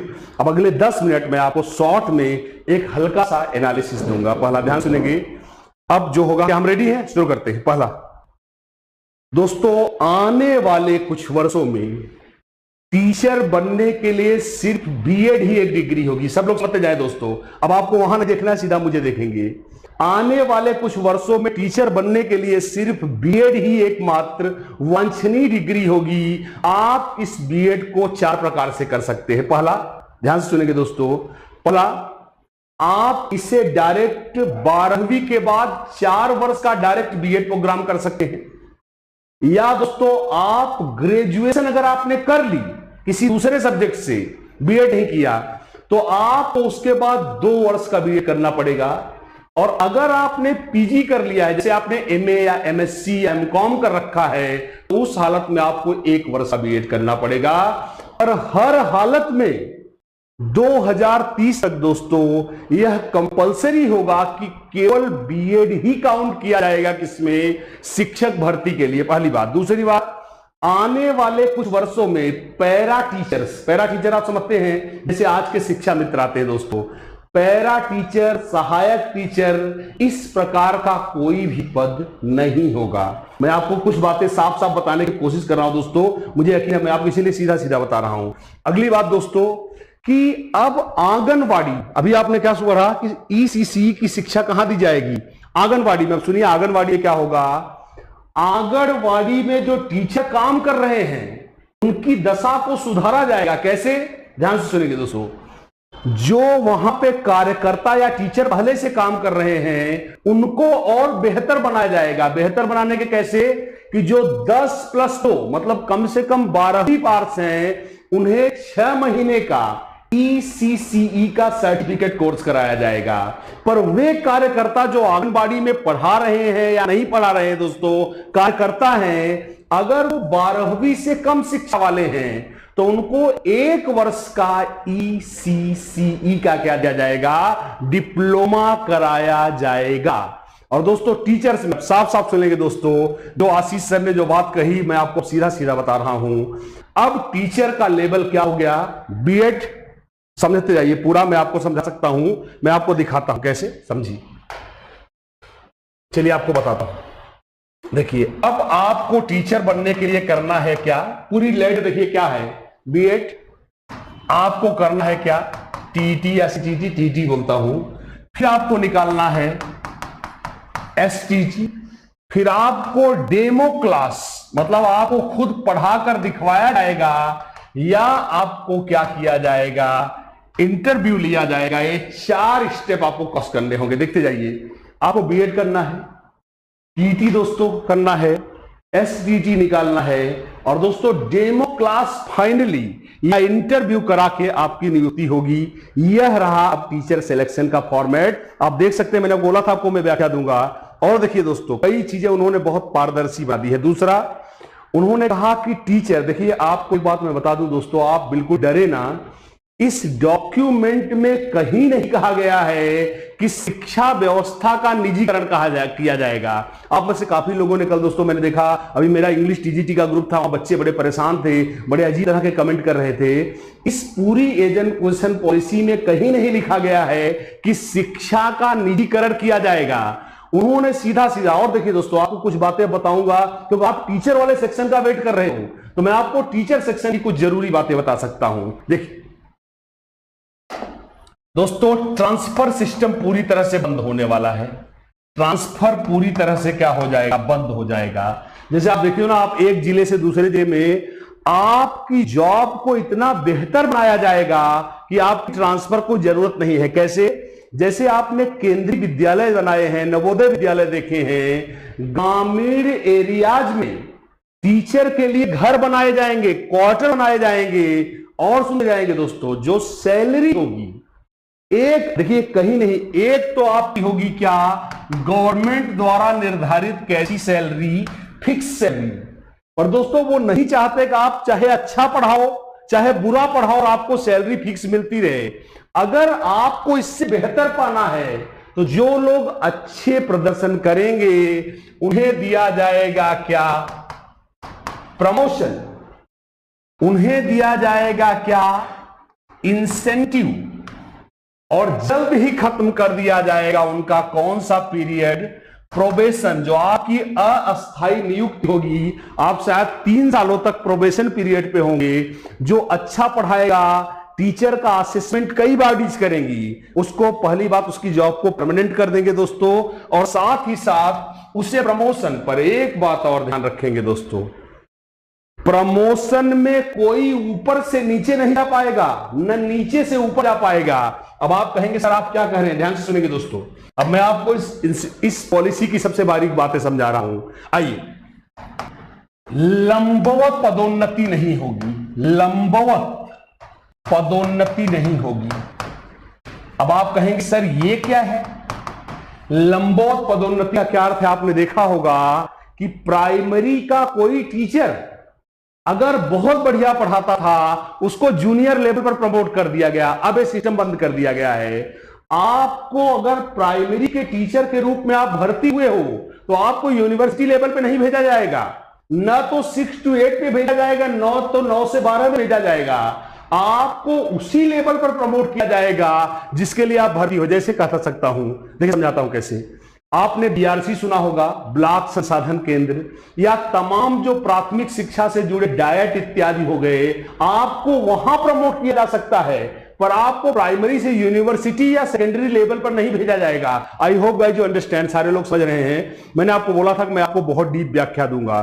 तो रहा दोस्तों, ये रही कुछ मोटी मोटी बातें। अब ध्यान से सुनेंगे। अब जैसा कि सर ने आपको बताया, अब कुछ और जरूरी बातें सुन लेंगे, ठीक है? ये तो रही क्या, आपकी मोटी मोटी बातें। देखिए दोस्तों, टीचर्स के परफॉर्मेंस को चलेंगे एक बार ध्यान से देखेंगे।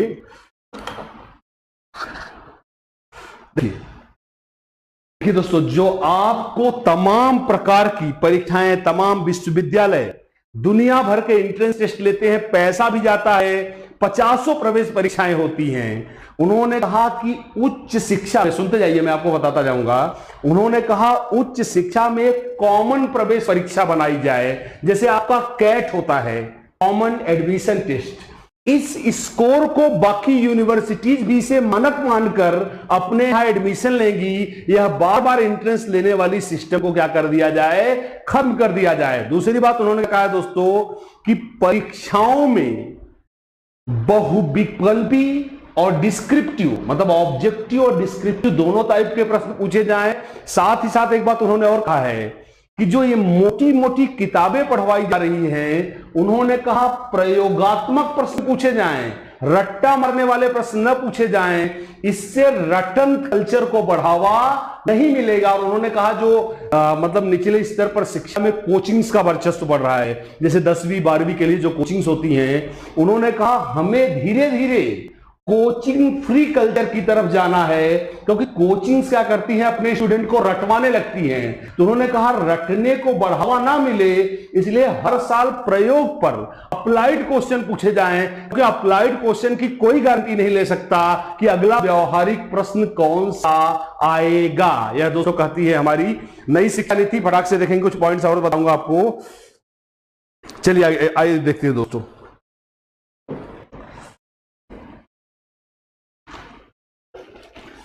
आई देखिए, सुन सकते हैं, मेरे पास एक एक डॉक्यूमेंट है, मैं पढ़ रहा हूं दोस्तों।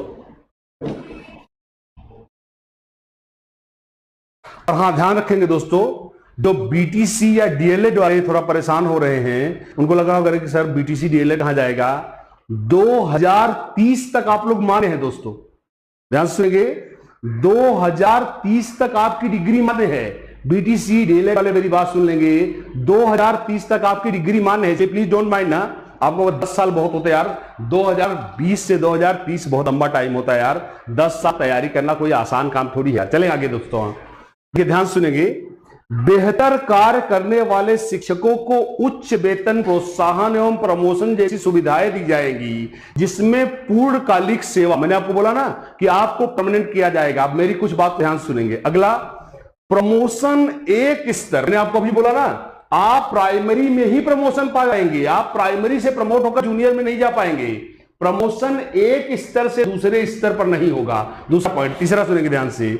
शिक्षकों के लिए दोस्तों, उन्होंने कहा शिक्षक की भर्ती का मानक क्या होना चाहिए, तो उन्होंने कहा इसके लिए राष्ट्रीय मानक बनाया जाएगा। तो उन्होंने क्या कहा, शिक्षकों के लिए राष्ट्रीय व्यावसायिक मानक, ध्यान से सुनेंगे, शिक्षकों के लिए राष्ट्रीय व्यावसायिक मानक, व्यावसायिक मानक। तो दोस्तों इसे क्या बोलेंगे, national professional standard for teacher education. तो दोस्तों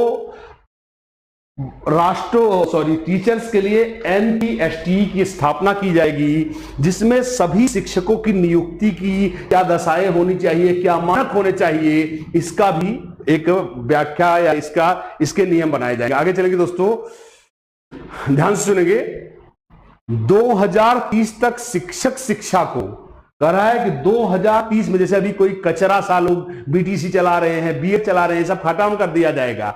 2030 तक उच्च गुणवत्ता वाले और बहुविषयक विश्वविद्यालय या कॉलेजों को ही शिक्षक शिक्षा का कार्य सौंपा जाएगा। ये जो कचरा कॉलेज हैं, जो घटिया शिक्षा दे रहे हैं, पेपर आउट करवा दे रहे हैं, इनको पूरी तरह से दोस्तों क्या कर देंगे, बंद कर देंगे। आगे देखेंगे।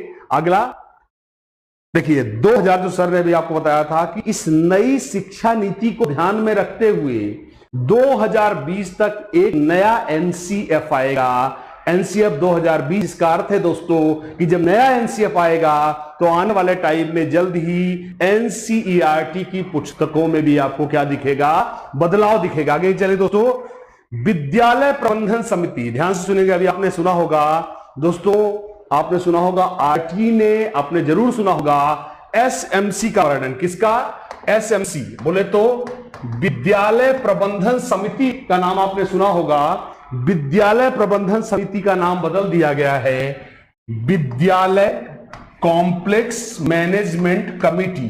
दोस्तों क्या हुआ, उन्होंने कहा कि क्यों बच्चे शिक्षा में ड्रॉप आउट होते हैं। क्यों, जब कोई प्राइमरी पास करता है तो मिडिल स्कूल से तो कोई कांटेक्ट रहता नहीं दोस्तों, ना तो 12वीं से कोई कांटेक्ट रहता है। तो उन्होंने कहा कि एक ऐसा स्कूल कॉम्प्लेक्स बनाया जाएगा जहां प्राथमिक, पूर्व प्राथमिक, मिडिल तथा सेकेंडरी लेवल की शिक्षा से जुड़े लोग होंगे, ताकि शिक्षा के संसाधनों को आपस में कई लेवल पर क्या किया जा सके, शेयर किया जा सके। क्योंकि बच्चे को सूचना का गैप नहीं होगा, इसलिए ड्रॉप आउट रेट को हम क्या कर सकते हैं, घटा सकते हैं। तो यह रहा दोस्तों स्कूल, ध्यान सुनेंगे।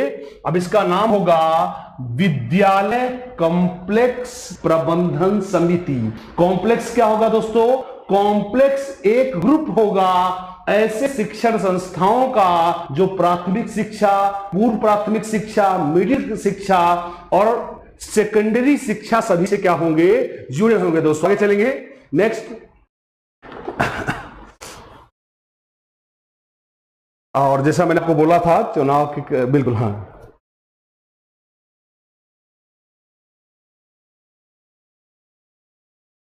बाकी आपको बता ही चुका, व्यावसायिक शिक्षा में सभी स्नातक कोर्स के साथ जोड़ा जाए। हाँ यस गए, देखिए एक बहुत बड़ा और बदलाव लाया गया है जो आपको इसीलिए मैं दिख रहा था कौन कौन से पॉइंट नहीं हुए हैं। हमारे देश में दोस्तों व्यावसायिक शिक्षा शून्य है। किस स्तर पर? हायर एजुकेशन पर। मैंने आपको पहले बताया कि हायर एजुकेशन पर प्रोफेशनल शिक्षा पूरी तरह शून्य है दोस्तों।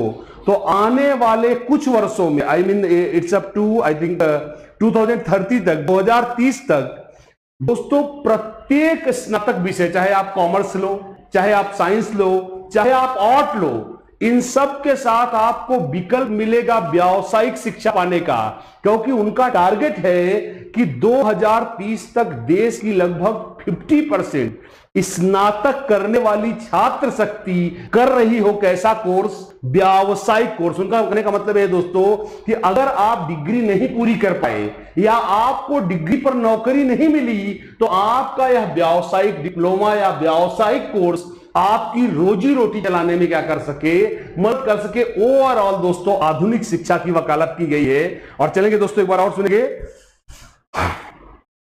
आइए देखिए, चलेंगे बिल्कुल। देखिए दोस्तों, अभी आशीष सर ने आपको शिक्षा का अनुपात बताया था किस पे, प्राथमिक स्तर पर और 12वीं पे। दोस्तों उच्च शिक्षा में, हायर एजुकेशन में ध्यान सुनेंगे बिल्कुल।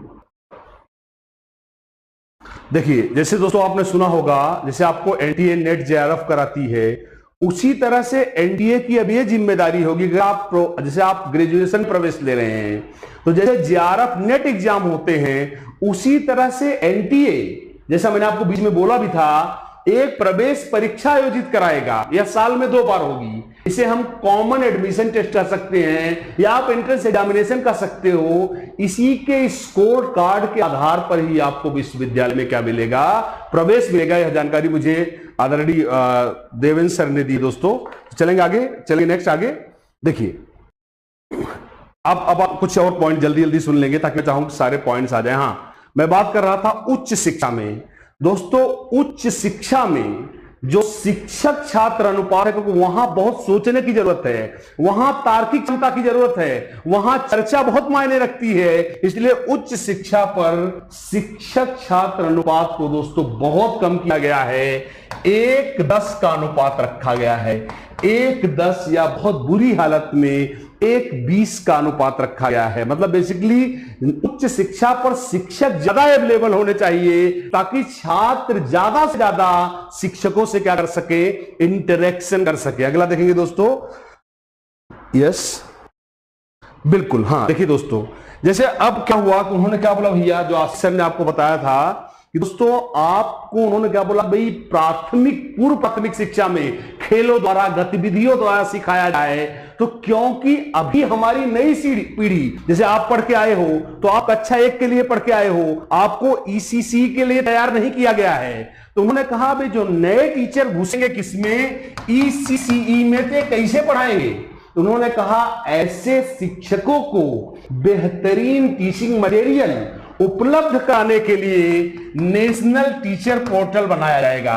नेशनल टीचर्स पोर्टल देखेंगे दोस्तों, इसमें यह एक ऑनलाइन वेबसाइट हो सकती है, ऑनलाइन सर्वर हो सकता है, या ऑनलाइन एक ऐसा एजेंडा हो सकता है जिसमें प्रत्येक शिक्षक को ईसीसी से जुड़े मटेरियल को वहां की लोकल भाषा में पढ़ने को मिलेगा।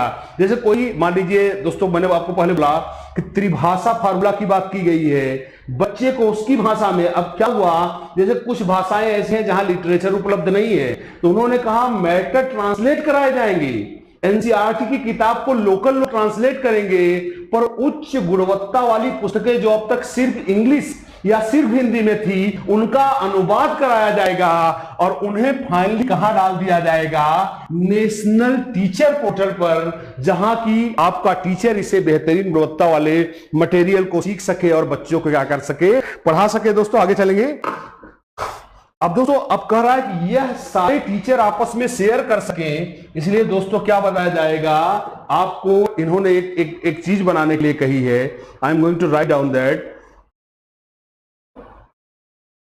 यस, इसको उन्होंने कहा है डिजिटल इंफ्रास्ट्रक्चर फॉर, माफ करेंगे, for knowledge sharing, knowledge sharing, और इसको शॉर्ट में कहा गया है दीक्षा। दीक्षा देखिए, दीक्षा क्या कि जो डिजिटल पोर्टल में जो मटेरियल होगा जिसे टीचर पढ़ेगा उसे कहा गया है digital infrastructure for knowledge sharing, क्योंकि यहां पे दोस्तों बहुत सारे टीचर आपस में एक दूसरे को कोऑर्डिनेट कर पाएंगे, मैटर का फायदा उठा पाएंगे, इसलिए इसको नाम दिया गया है digital infrastructure for knowledge sharing. और आगे चलेंगे दोस्तों, यह शिक्षा का होगा। और अगला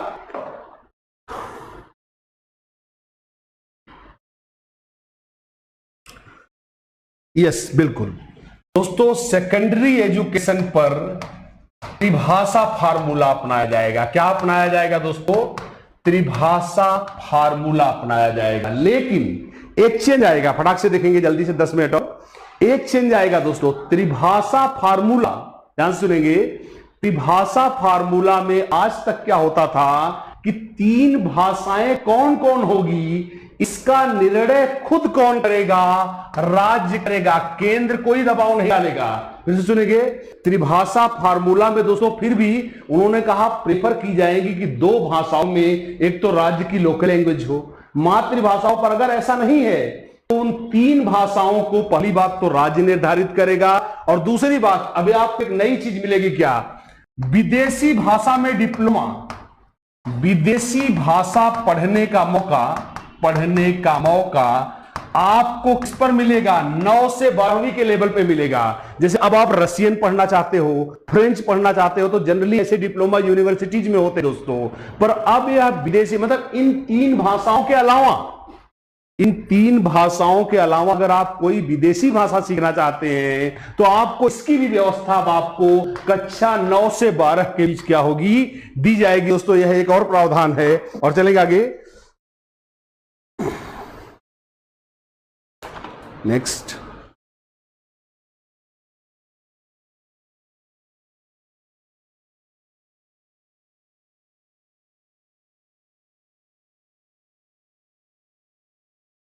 बाकी I think I have taken all the important points guys. अब एक बार ध्यान से सुनेंगे,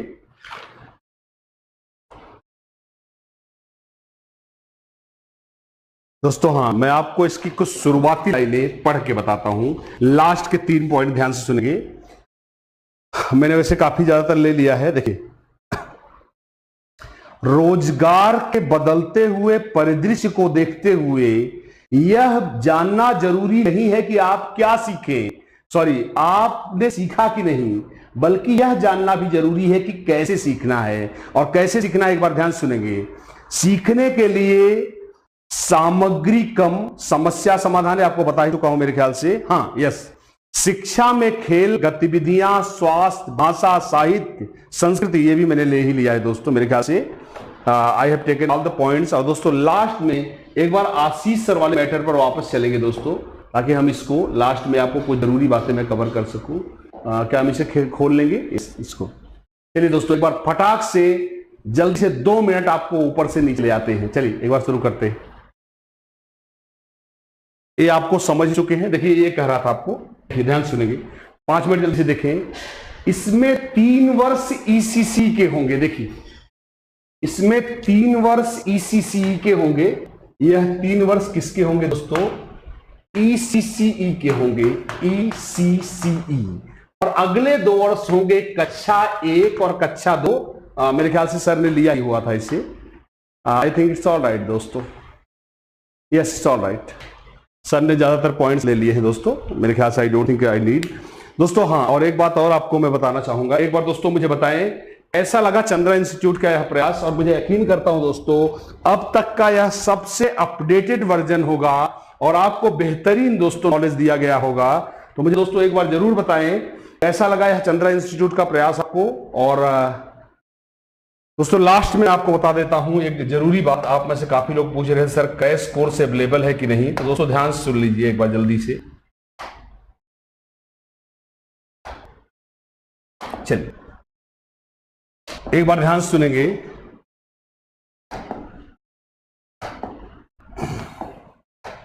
दोस्तों 31 आपको डेट बढ़ा दी गई है, 6 जुलाई शायद कर दी, ठीक है। दोस्तों पहली बात तो आप जान लें कि कोरोना की वजह से 6 अगस्त को खुलेगी कोचिंग। ध्यान से सुनेंगे। आप में से कुछ लोग कह रहे थे कि सर आप लोग क्लास क्यों ले रहे हैं? दोस्तों मैं और आशीष सर क्लास ले रहे हैं, एक आध लोग ले रहे हैं, बाकी मैक्सिमम टीचर को छुट्टी ले दी गई है कि हम देखिए क्या है दोस्तों, हमने एक संभावना पर कोचिंग बंद की। संभावना पे क्यों? क्योंकि शिक्षकों का स्वास्थ्य दोस्तों बहुत इंपॉर्टेंट है और हमें लगा कि एक बार चेन, देखिए दोस्तों हमारे लाइव रूम में 40-45 लोग हमेशा रहते हैं, हमने उस चेन को तोड़ा है। इसे मैं आता हूं और आशीष सर 2 दिन से, वरना मैं अकेले ही क्लास ले रहा था। दोस्तों हम लोग इसको कम कर रहे हैं, कम लोग आए और कम लोग रहे लाइव रूम में। पहली बात आपको क्लैरिफिकेशन दे दूं, जो कह रहे थे कि सर आप ऑनलाइन पढ़ा रहे हो, तो दोस्तों सारे टीचर अवेलेबल नहीं है, इसलिए क्लासेज लाइव नहीं चला रहे हैं। दोस्तों काफी लोगों को छुट्टी दे दी है कि थोड़ा ये चेन टूट जाए। देखिए दोस्तों हम आप स्वस्थ रहेंगे तभी हम आपको पढ़ा पाएंगे। दोस्तों यह जान माल की बात है यार, किसी की लाइफ को कुछ हो गया तो कोई दोबारा उसे जिंदा नहीं कर पाएगा। हर आदमी अपने परिवार के लिए, जैसे आपके लिए टीचिंग दोस्तों लर्निंग टीचिंग मायने रखती है, वैसे ही बाकी लोगों के लिए स्वास्थ्य मायने रखता है।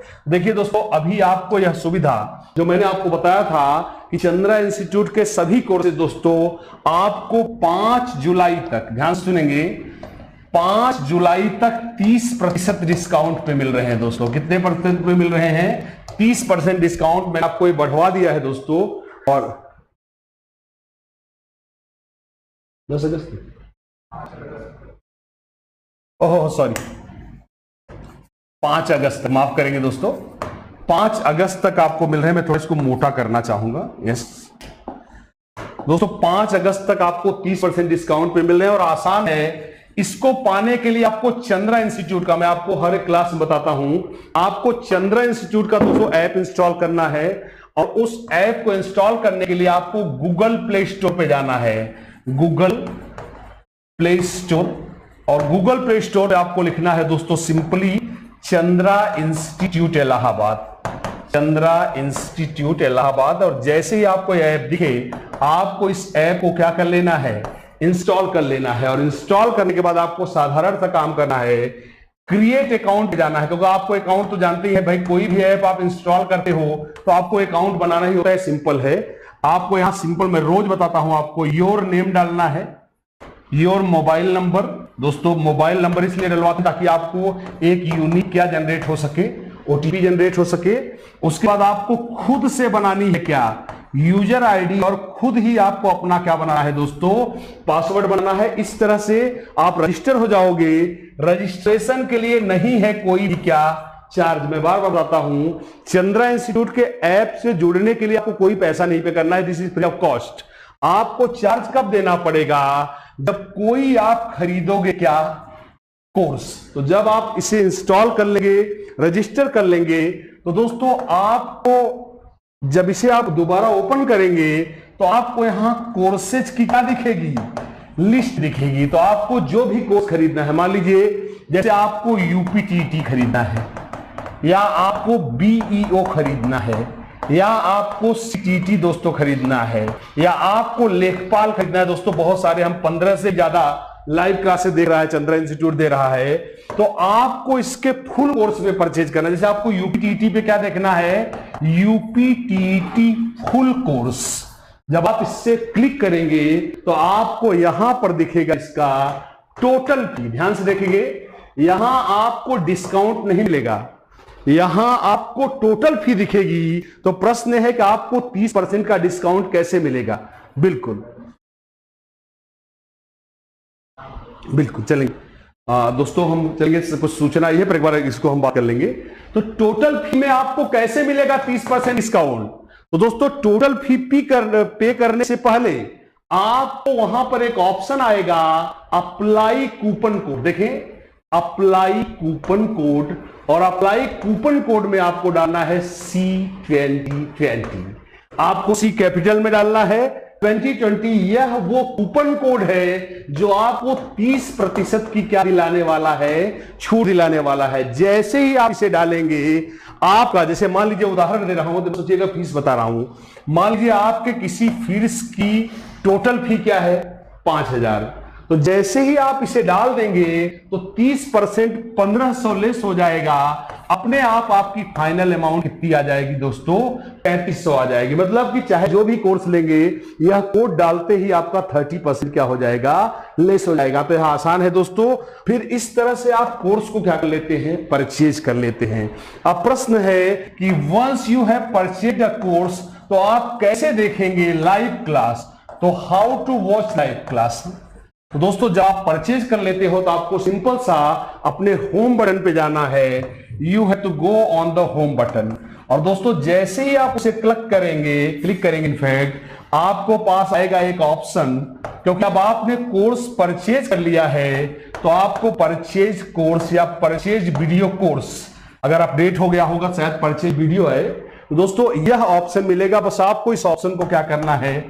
क्लिक करना है। उसके बाद जब अपने आप ऑटोमेटिकली जो कोर्स आपने खरीदा होगा चंद्रा इंस्टीट्यूट का, यह ऑटोमेटिकली कहां जाएगा? परचेज वीडियो कोर्स में। देन यू कैन क्लिक गए और यहां से आप आराम से लुत्फ उठा सकते हैं चंद्रा इंस्टीट्यूट की लाइव क्लासेज का। तो ये रहा दोस्तों, दिस वाज द इंफॉर्मेशन। और दोस्तों for any kind of information if you guys are getting confuse, तो दीज आर द नंबर्स। ये दोस्तों नंबर्स हैं, you can just contact on these. This is the number and there is one more number 9936444560। दोस्तों यह नंबर्स हैं जहां पे आप in the case of any confusion you guys can just give a WhatsApp message.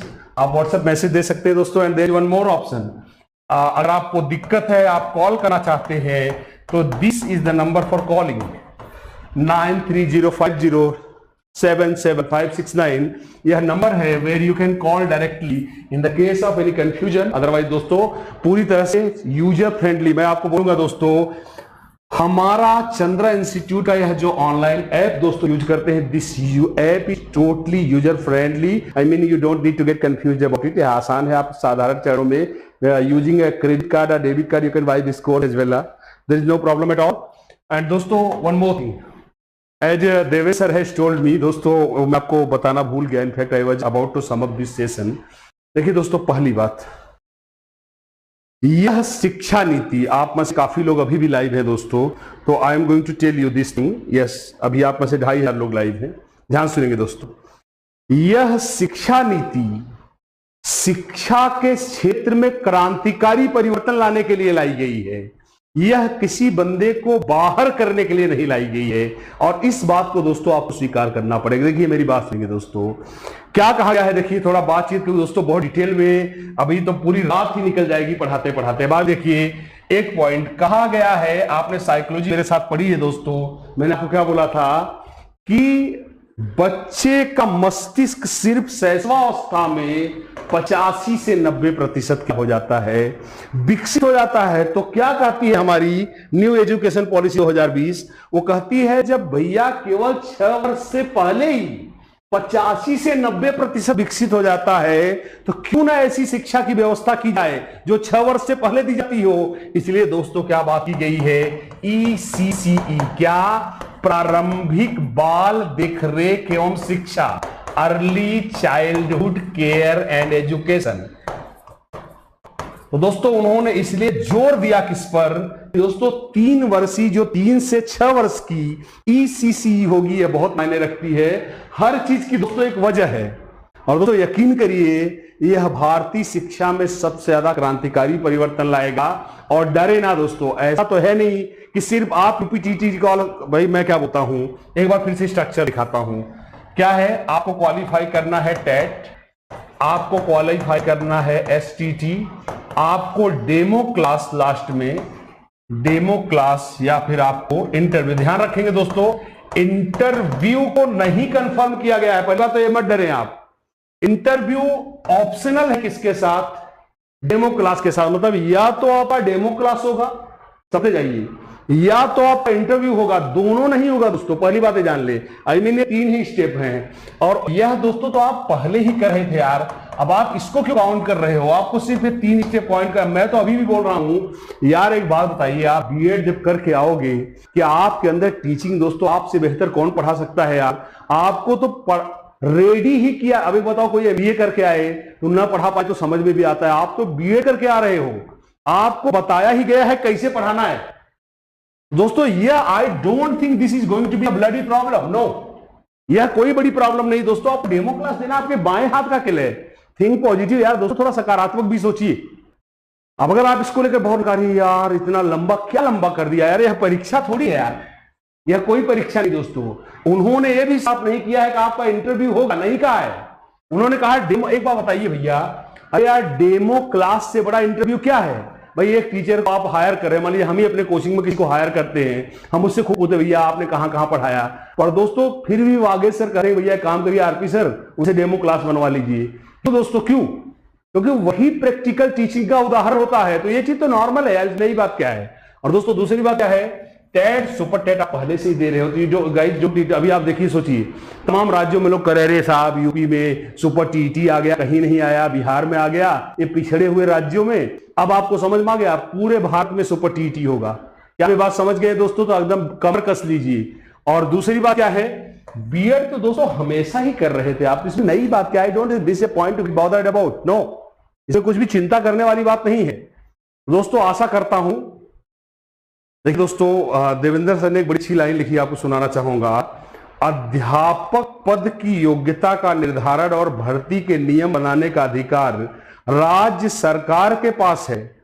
अभी interview को लेकर ना परेशान हो। जो बात मैंने कही वही सर भी कह रहे हैं दोस्तों। मैंने क्या बोला कि देयर इज डेमो क्लास और अथवा या फिर क्या इंटरव्यू, आई मीन दोनों नहीं लिया जाएगा। हो सकता है राज्य सरकार डेमो क्लास कर दे, या हो सकता है, अभी देखिए दोस्तों यह अभी एक विधेयक है। आपको मैंने कई बार बताया, जब तक कोई चीज कानून नहीं बन जाती उसे हम बिल कहते हैं। अभी इसे सिर्फ कैबिनेट की मंजूरी मिली है। यह कानून तब बनेगा जब यह लोकसभा राज्यसभा में पास होगा, साथ ही साथ फाइनली राष्ट्रपति के हस्ताक्षर होंगे। हो सकता है कुछ संशोधन भी हो, लेट्स वेट फॉर दैट। चलिए, और दोस्तों प्लीज एक बार जरूर लिखिए चंद्र इंस्टीट्यूट के कमेंट सेक्शन में जाकर आपको इस वीडियो के कैसा लगा चंद्रा इंस्टीट्यूट का यह न्यू एजुकेशन पॉलिसी को लेकर किया गया यह लंबा चौड़ा प्रयास, जिसमें दोस्तों हमने कोशिश की, मैंने और आशीष सर ने आपको व्याख्या देने की कोशिश की। तो प्लीज एक बार दोस्तों जरूर लिखें चंद्रा इंस्टीट्यूट का यह प्रयास आपको कैसा लगा। तब तक के लिए दोस्तों मैं आरपी मिश्रा आपसे इजाजत लेना चाहूंगा। दोस्तों चलिए, मस्त रहिए दोस्तों, खुश रहिए, आशावादी बनिए। शिक्षक बनना दोस्तों एक बहुत ही सम्मान का काम है। Don't be negative about that. Thank you, good night guys, good night a lot guys, thank you. Welcome to Chandra institute Allahabad. दोस्तों क्या आप जानते हैं कि हमारे अधिकांश परीक्षार्थी परीक्षा देने के बाद ये पश्चाताप करते हैं, काश मैंने इस तरह से पढ़ा होता, काश मैंने फला इंस्टीट्यूट से गाइडेंस ली होती। ये पश्चाताप हमें परीक्षा देने के बाद होता है। दोस्तों ये जिंदगी है, अभी कई जीत बाकी है, कई हार बाकी है, अभी जीवन का सारा सार बाकी है। चंद्रा इंस्टीट्यूट से जुड़ना तो आपका पहला कदम होगा, आगे पूरा किताब बाकी है। किसी कोचिंग संस्थान का चयन करते समय सबसे महत्वपूर्ण पहलू फैकल्टी होती है। उनके कंटेंट तथा समझाने के तरीकों को सर्वाधिक महत्व देना चाहिए। मैं विश्वास ही नहीं पूरे भरोसे के साथ कह रहा हूं कि आप चंद्रा इंस्टीट्यूट की स्वयं फैकल्टी को देखिए।